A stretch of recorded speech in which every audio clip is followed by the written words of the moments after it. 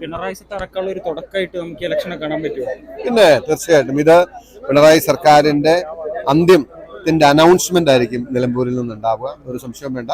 ഇവിടെ ഉജ്ജ്വലമായ വിജയം, ആരും പ്രതീക്ഷിക്കാത്ത വിജയം UDF-നും മാരിയാടൻ ഷൗക്കത്തിനും ഉണ്ടാകും. അതോടുകൂടി വർദ്ധിത വീര്യത്തോടുകൂടി ഈ ജനവിരുദ്ധ അഴിമതി സർക്കാരിനെതിരെ, പിണറായി സർക്കാരിനെതിരായിട്ടുള്ള പോരാട്ടം UDF അതിന്റെ പരമോന്നതിയിലേക്ക് ഉയർത്തും.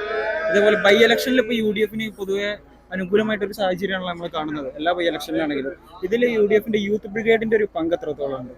അല്ല, ബൈ ഇലക്ഷൻ എന്നുള്ളതല്ല, കേരളത്തിലെ പൊതു ജനമനസ്സ് UDF-നൊപ്പമാണ്. നമ്മൾ ഒരുപക്ഷെ ചർച്ച ചെയ്യുന്നത് ഈ നിയമസഭാ ബൈ ഇലക്ഷനിലാണ് ആളുകളുടെ ശ്രദ്ധ വരുന്നതെങ്കിലും മലപ്പുറത്ത് തന്നെ കഴിഞ്ഞ ദിവസം ജില്ലാ പഞ്ചായത്തിൽ നടന്ന തെരഞ്ഞെടുപ്പ് നിങ്ങൾ പരിശോധിച്ചാൽ അറിയാം. അപ്പോൾ എല്ലാ നിലയ്ക്കും ജനം ഈ സർക്കാരിനെ വെറുക്കുകയും ഈ അഴിമതി സർക്കാരിനെ താഴെ ഇറക്കണമെന്ന് ആഗ്രഹിക്കുകയും ചെയ്യുന്നു. അതുകൊണ്ട് UDF-ന് വലിയൊരു മുന്നേറ്റം ഉണ്ടാക്കാൻ കഴിയുന്നു. അതിൽ യൂത്ത് ബ്രിഗേഡ് എന്നുള്ളതല്ല, ഞങ്ങളെല്ലാവരും ചെറുപ്പക്കാരെല്ലാവരും ആവേശത്തോടു കൂടി ഉജ്ജ്വലമായി ഒരു പോരാട്ടത്തിന്റെ മുമ്പിൽ നിൽക്കുന്നവരാണ്.